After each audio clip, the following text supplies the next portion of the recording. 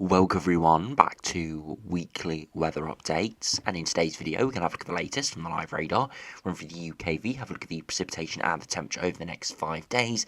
It's going to remain fairly cool and fairly unsettled, but nowhere near as stormy and as horrible as it has been recently. Very few areas will go without rainfall this upcoming working week, but it shouldn't be a washout in most areas. It will be generally showery, as you can see on the live radar at the moment, but most of the time it is going to be shower activity. It's not going to be longer spells of rain. There will be some persistent rain on Wednesday, but apart from that, showery, cool, better than it has been, but still fairly unsettled. However, as we head into the longer range, as we'll see, sort of that day 7 to day 10 range, as we said yesterday, there is the risk that we do start to see a bit of a change, or at least some more interesting model output in that period. Because of course we are heading towards the winter period now. We've got sort of colliding weather patterns and climate drivers starting to come into play, and today we are starting to see perhaps even some blocking appearing from some of the models in the mid to longer range. Again, nothing concrete at this stage, but definitely tentative signs that things could be hotting up a little bit as we head towards the middle of the month. Whether it will turn much colder, whether it will generally turn a bit drier, or whether it will actually turn a lot wetter, with that blocking, holding low pressure systems over the top of us, like we saw with Storm Babet many weeks ago. So we'll have to explore that in the second half of the video. So do remember, if you enjoy my videos, make sure you like and subscribe, and remember to follow me on Twitter as well. The link's in the description. Now, if you start on the live radar, as I said, it's a very showery outlook at the moment. Mainly those showers are in the north and the west, closer to the centre of low pressure. But showers will occur further eastwards and southwards, just not quite as widespread. Some of them are fairly heavy, but nothing too substantial. And this is going to be the pattern for much of Tuesday, before we do, as I said, see some persistent rain into Wednesday. Now, to look at the temperatures through this evening, you can see it is fairly cool, with lots of blues appearing, which is temperatures into the single digits. Could be some frost across northern and eastern Scotland. Tonight and over the next few nights, there is some chilly air moving in, generally below average in most areas, but nothing ridiculously cold. Now, if you look at the latest UKV, look at the precipitation and the temperature over the next 5 days, you can see all the shower activity at the moment. It does die down a little bit overnight, and into tomorrow there could be some more showers around, moving a bit inland across parts of northern England, but really nothing too substantial. And actually, for most areas, the shower activity is actually a little bit reduced. As we head into Tuesday night into Wednesday, unfortunately, we do see a big ridge of high pressure for Tuesday night. This is where we could see a frost. As I said, unfortunately not arriving in the daytime, where we would see a lack of showers for a good period of time. But it's that ridge is arriving just before we see a weather front moving in from the Atlantic. And this probably arrives for many through Wednesday morning, early morning for Republic of Ireland and Northern Ireland, and then through the mid-morning for areas further eastwards, giving moderate rainfall, nothing too heavy appearing here, and it does quickly move away, and by the early afternoon it's actually swept through quite quickly, so it doesn't look like it's going to linger in many areas, and it should completely clear even the southeast coast by around 4 or 5 p.m, so around sunset. Unfortunately, though, it is bringing in a more vigorous area of low pressure, so shower activity is going to really pep up in the north and west. Could even be some snow showers over the higher ground. And then as we head through Wednesday into Thursday, more shower activity. Doesn't look like there'll be any major long spells of rain, but the showers could band up together in places, giving, as I said, a couple of hours of rainfall maybe. Continues into Friday, still shower activity around, but Friday into Saturday we actually see, again, some brief high pressure building in. But Saturday, some more persistent rain trying to push into the southwest, but actually, at this point, we have got a bit of high pressure trying to hold on from the east. A brief ridge, and only really around 1,006 millibars, which actually is pretty low pressure, but comparative to what it's been recently into the pressure around it, it is higher pressure. Now, the air masses, as I said, it's going to be reasonably cold. There will be warmer air masses, but they're going to coincide with rainfall being in the warmer sector. And you can see generally the upper air temperatures around the freezing point or below freezing over the next 5 days, keeping it fairly chilly and bringing the risk of frost and winter showers in Scotland, and for, as I said, for the winter showers over the higher ground. Through this evening, could see mid-single digits quite widely, so quite a cold night and a chilly morning, but nothing too ridiculous. And by tomorrow afternoon, many areas will be around that 8 to 12 degree mark, generally average to maybe slightly below average. Into Wednesday, similar pattern, could be a frost across Scotland, and by the afternoon, again, could see 8 to 12 degrees, cooler further northwards and westwards into the fresher Atlantic air, and of course with those showers moving in as well.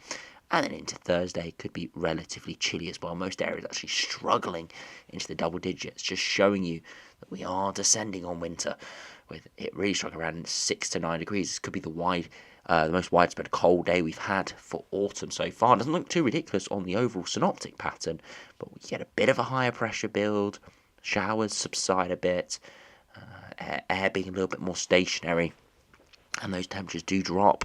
Into Friday morning, could see a frost again for much of Scotland, and the afternoon again struggling around that sort of 7 to maybe 11 degrees.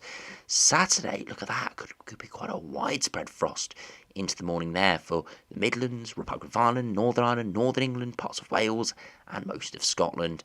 And then into Saturday afternoon, struggling in some areas, only around that 5 to 8 degree mark, just showing you we are on the way towards proper colder conditions. Again, not snow or anything like that, but generally cold conditions as we do head towards winter. But could something be a lot colder coming up in the next sort of few weeks, the next month or so? Now that'll be very much dependent on the jet stream and on if we're going to see any blocking patterns. And as I said at the start of the video, there are some tentative signs of blocking patterns. I don't want to overhype it because it's very much speculative at this stage, but it is quite a difference to what some of the models have been showing over the last couple of days. I have highlighted that there is going to be a lot of model volatility. It always happens this time of year, and especially when we have some of the climate drivers we have this year at play. We'll actually have another winter update out later this week, so we'll have a look at that in a bit more detail then. But if we run through the latest GFS, again, westerly winds over the next few days, that is looking very likely. But it's beyond that as we head towards day 7 and beyond. You can already see the jet stream slightly further southwards, and then some higher pressure up towards Iceland. You can see that high pressure towards Iceland and Greenland actually becomes a bit more extensive and a bit stronger. We even tried to pull in a bit of a northerly flow there towards day 10. It does get cut off as it's not a proper major blocking pattern, but it is tentative signs of a bit of a change. And generally, the blues of the deep lows are moving further eastwards and actually allowing colder air to drift more into northern and western Europe. Again, this is highlighted by looking at the temperature deviations.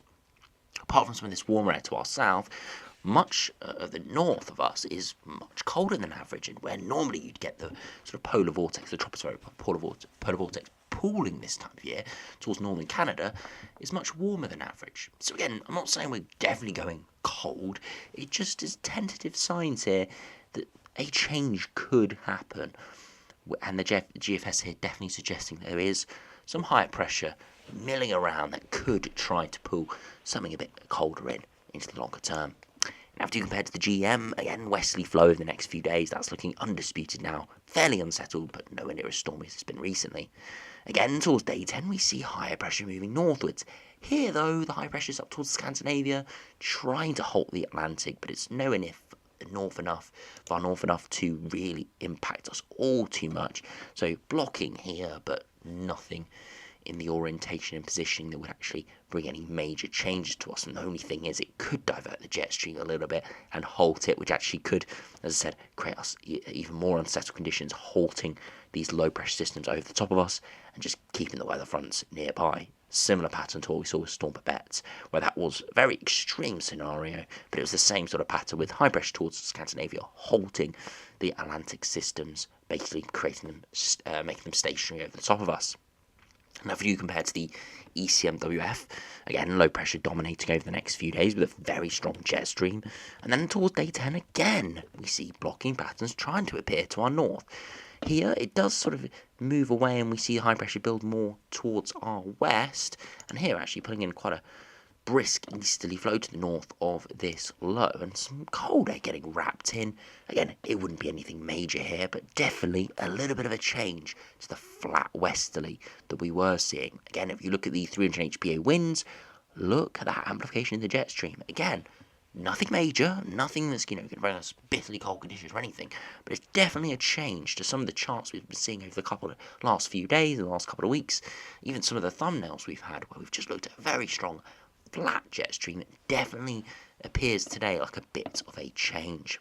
This does appear on the ensembles, nothing major, but we're definitely seeing more deviation to those temperatures. More colder, but more milder runs, indicating lots of sort of oscillating ensemble members, lots of runs going colder, milder, meaning that that sort of flat westerly where we stay generally cool or generally around average with lots of rain and low pressure systems is looking less and less likely. Still could be unsettled, still could be raining, but it'll be more oscillating air masses, maybe even some quite cold air masses at times. Precipitation still looks fairly high over the next week, not really in London or the southeast. As I said, we're furthest away from the low pressure for much of this working week, but low pressure definitely is going to come out more widespread towards the weekend, and especially next week. There could be a brief high pressure actually on the weekend, as we saw Saturday, a bit of a frost developing. Beyond that is when we could start to see more unsettled conditions returning. But you can see lots of oscillating runs in the longer term. Some quite cold runs, 2 metre temperatures dropping down into the mid to high single digits from some of these runs. And if we do look at the sea level pressure, definitely a bit of a much more significant rise in the longer term. Over the last couple of days, in the last week or so, we have been looking at tentative signs of high pressure build in the longer term. But it's been around 1,000 to 1,010 millibars. Now we're looking maybe 1,020 millibars towards the middle of November. Again, that would be much more conducive of drier and colder conditions. 2 metre temperatures, 2 metre dew points, definitely some quite cold dew points coming up. Remember, the colder the dew point, the drier and generally colder the air is. And you can see in the next couple of weeks there are times where the dew point's getting close to 10 degrees, but equally times where it's getting close to freezing. Again, would encourage frosts and would encourage generally a much colder feel.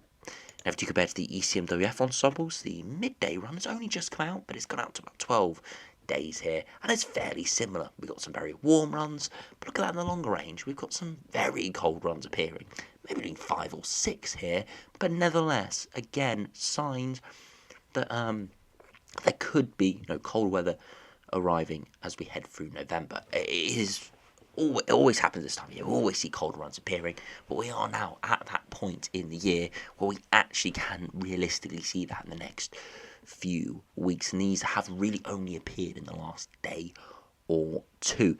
And again, these will be the more extreme blocking patterns. Most of them will not be this cold, but definitely suggesting there could be changes appearing. We have to keep a very close eye on what happens in the next couple of weeks.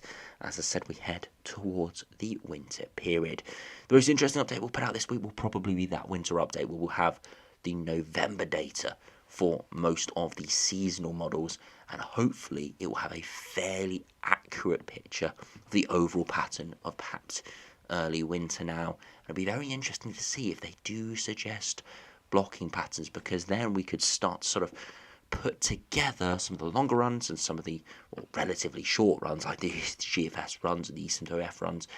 Because if those runs, those longer term seasonal models, are showing some blocking towards early December perhaps, and we're starting to see some blocking patterns appear here for the middle to latter part of November, then we could definitely suggest that things could be afoot. Again, it doesn't guarantee it, but just gives it perhaps a higher probability.